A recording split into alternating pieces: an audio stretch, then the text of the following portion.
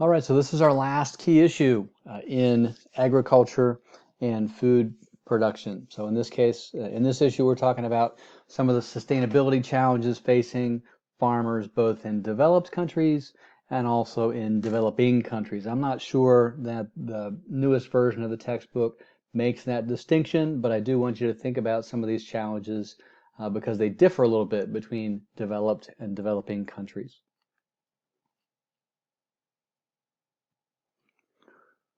All right, I want you to take a look at this chart and pause the video for just a second and think about what it means. So we've got a chart here that shows population, shows agricultural land in production, and also food production. So what we see here is from 1960 through 2010, we see a population that's growing fairly significantly from just over 3 million up until 7 million or so in just after 2010. You also see in the purple the agricultural land has not increased in terms of the land they're using to produce enough food. Think about how this relates to Malthus.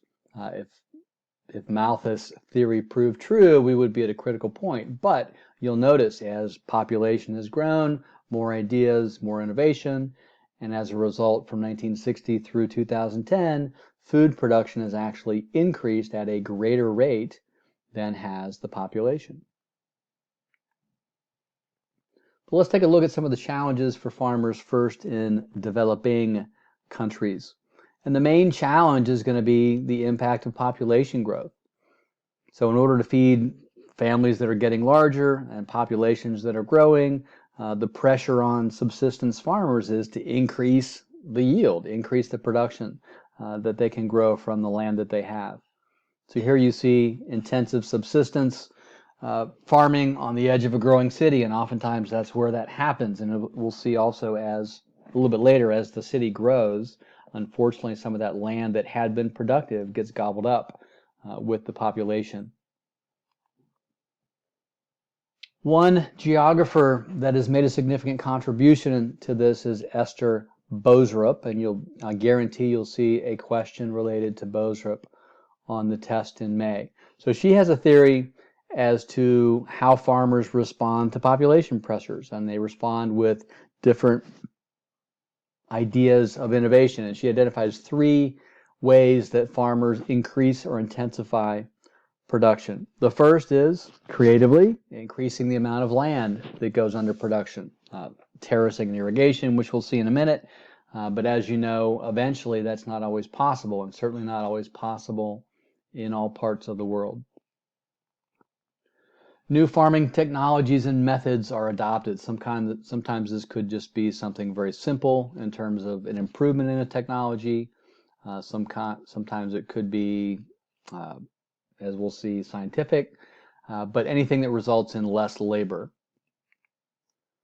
And then the third is basically a process of leaving land fallow for shorter and shorter periods, eventually to the point where you don't have any fallow land at all. You're always planting something, but the rotation is such that it puts nutrients back into the soil. So here we have terracing. Again, I'm always impressed with how much work that creating terraces would take and farming terraces would take, and despite the fact that it is human impact on the land, I think that the terraces can be very beautiful. Increases in technology from the very basic at the top to the more sophisticated at the bottom, and then also at the right you have genetically modified organisms, which can be certainly controversial, and we'll talk about those as well. And then Boserup, remember the third idea was an increased or a shortening of the period for leaving land fallow, so increasing your yields and efficiencies between each. So she's got 5 stages. First, a forest fallow, so in the forest 2 years of farming and leave it fallow for 20 years as the forest returns, and then you could repeat the process. Bush fallow, 5 to 8 years, leave it fallow for 10 years, the undergrowth returns back in that period. Short fallow, use it for 2 to 3 years, leave it fallow for 2 more years as the grasses return. Annual cropping where you have no fallow. Crop rotation is used to retain the soil, And then finally, you're varying your crops. So multi-cropping, there's no fallow period. You have several rotating harvests per year. And the idea is that some of the crops are rest crops that are putting nutrients back in, but also providing some yield as well. International trade is another pressure on farmers in developing countries. In order to increase yields, they need better technology, and in many cases, they need to buy their seeds each year. So they need money in order to acquire those. How do they raise that money? Well, in many cases, they have to sell exports to developed countries. Again, that's going to bring in some money that allows technology, that allows some of the other scientific innovations, seeds and the like. So you have, in this case, plantation farming. So a significant amount of the land being used for a pineapple plantation, producing pineapples for export. But the downside of that means that you've got an increased amount of your land being used to farm these export crops at the expense of the land being used to grow food for the people.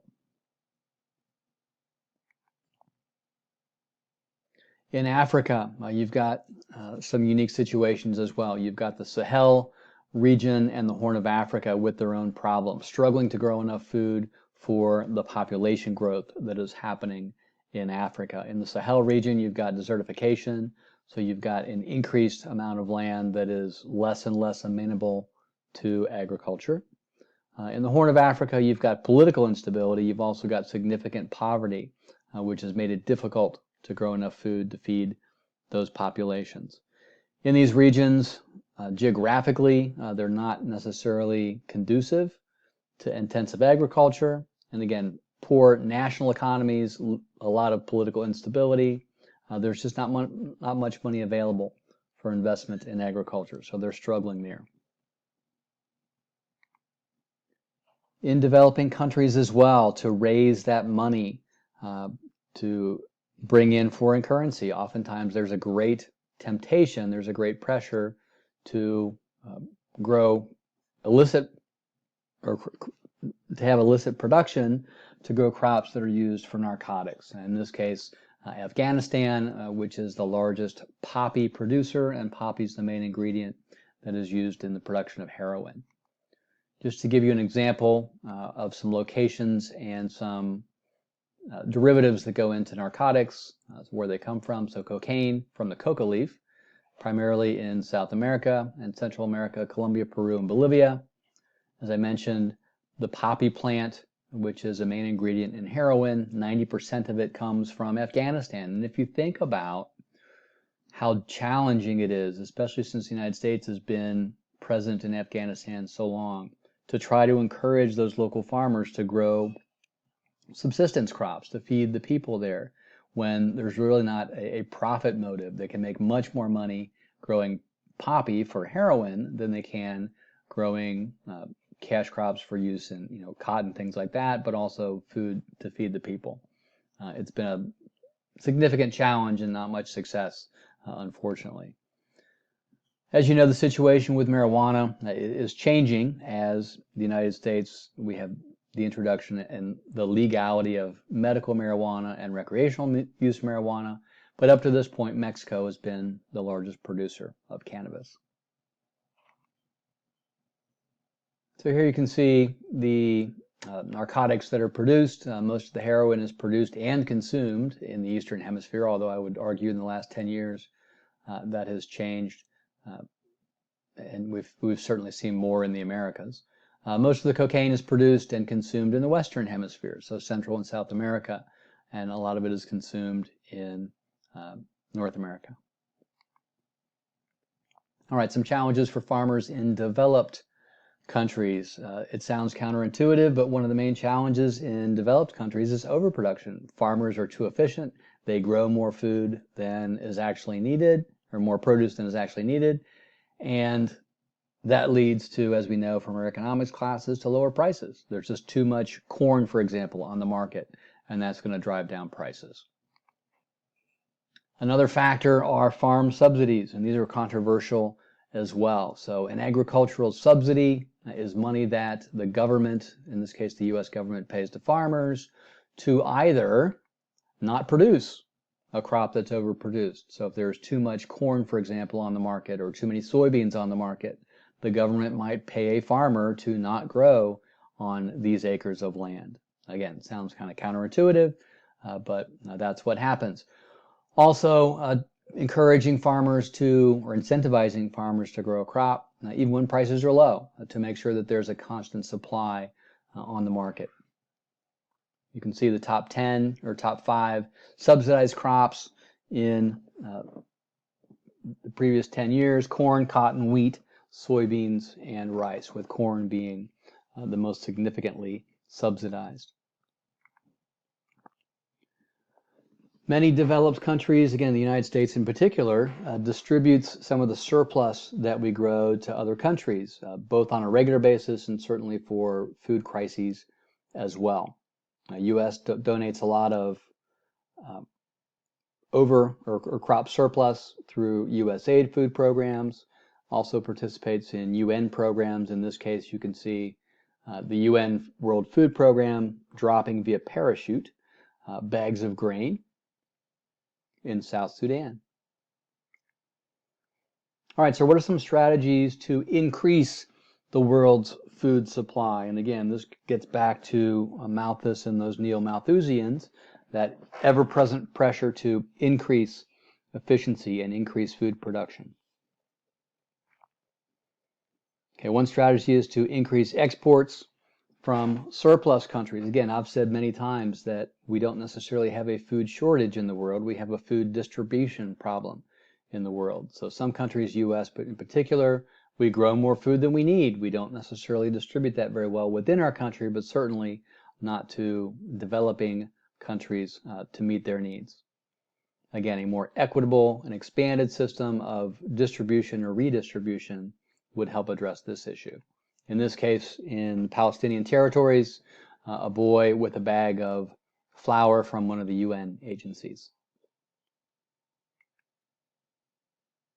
So here we have a map of net importers and exporters of food. As you can see, the Americas and Oceania tend to be the main exporting regions into Africa, into Central Asia, and you can see Russia and China there as well are net importers of food.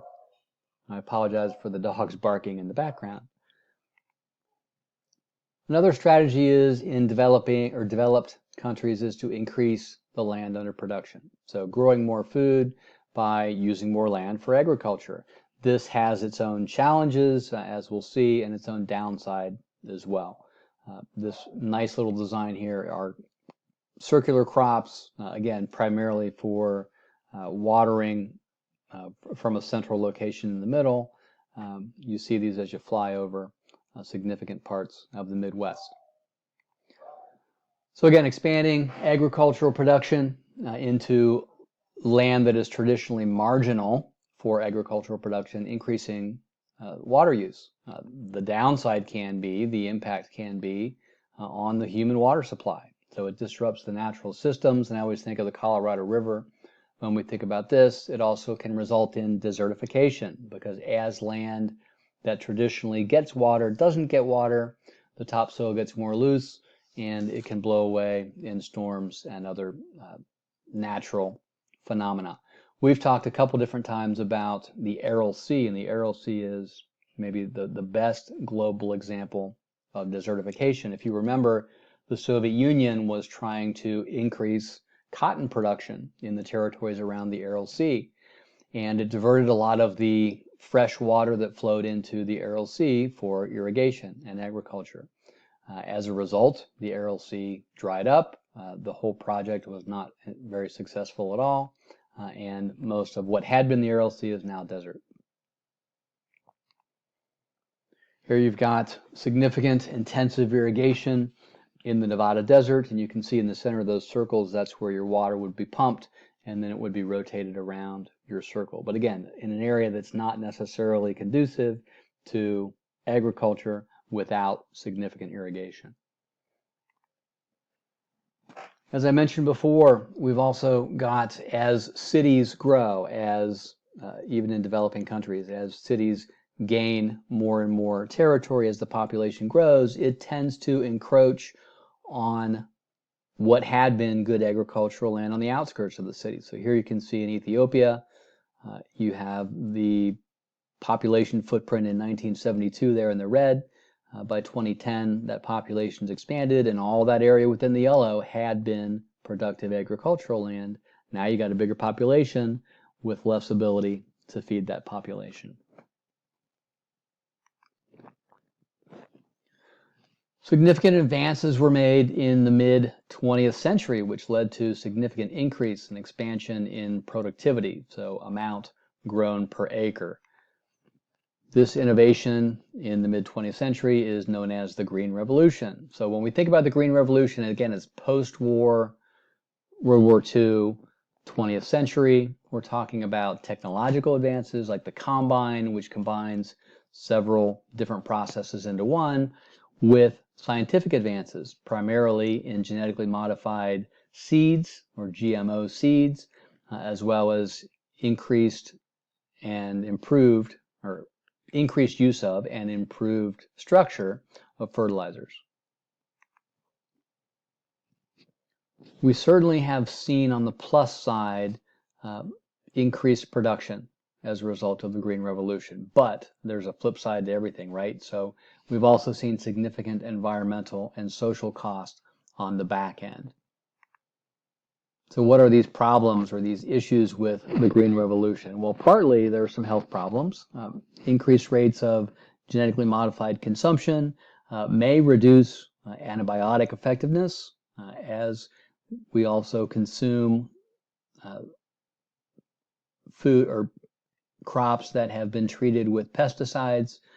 We have different studies that have shown some cancer results as well. So health problems as a result of the Green Revolution. Export problems.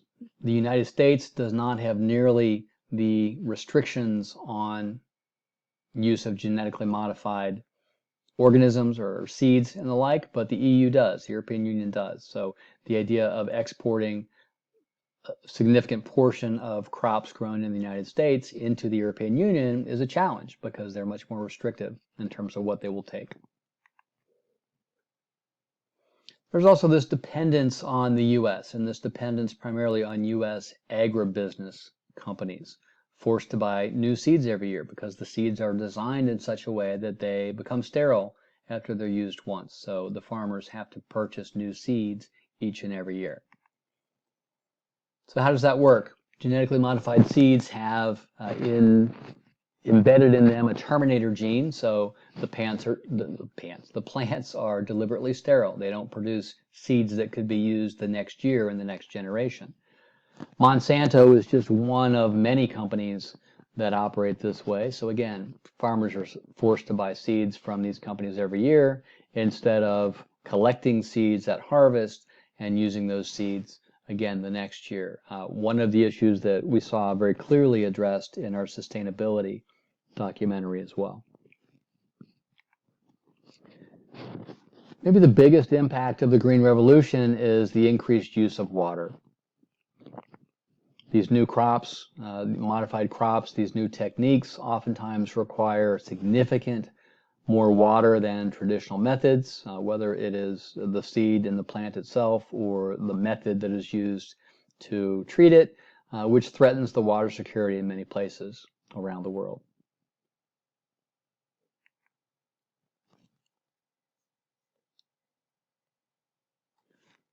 So what are some of the practices that preserve and enhance both the environmental quality and the social quality in agriculture?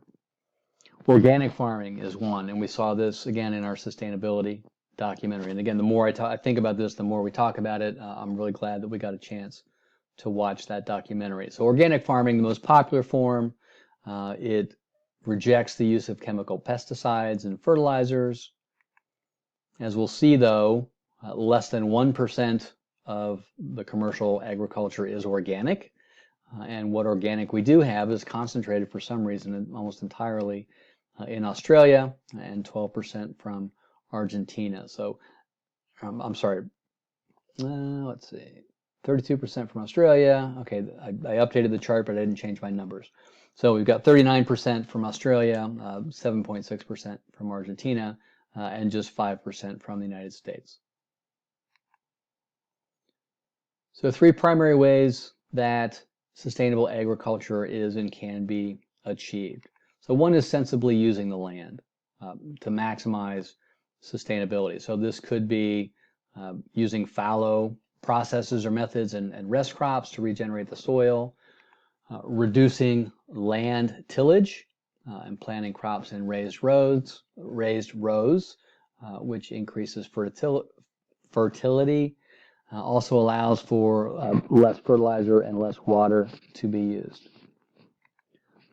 The second is limited or no use of chemicals, avoiding unnecessary or avoidable chemicals. Organic farming really doesn't use any of those at all, except for natural compounds. So using manure, for example, as a fertilizer. And the third, integrating crop and livestock, so making things more efficient, so making the farm self-sustaining, as self-sustaining as it can be. So growing healthy animal feed right there on the farm limits your transportation cost and keeps it very efficient and a very small square footage.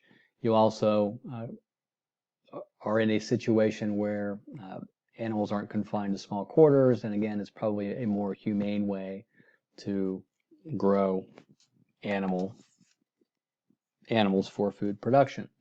One last thing I want to say, and I don't have a slide for it necessarily, but we talk about genetically modified plants and seeds. And if you think about it, and if you've seen, I'm sure you've seen some things about this, almost everything that we eat today is in some way genetically modified, whether it's to make it more colorful, to make it more plump. Throughout history, we have bred and continue to use the most productive seeds that we can have. But we've also seen some positive changes in that as well. So for example, there have been forms of rice that have been developed that allow them to stay underwater for longer periods of time so that they can have a productive rice harvest even in the monsoon seasons when the fields are overly flooded for a significant period of time. So there are positive genetically modified plants meant to address the distinct problems in the developing world. So again, that's a whole controversial issue that we could spend a lot of time on, and it certainly has a lot of interesting things to say. But that wraps up key issue 4.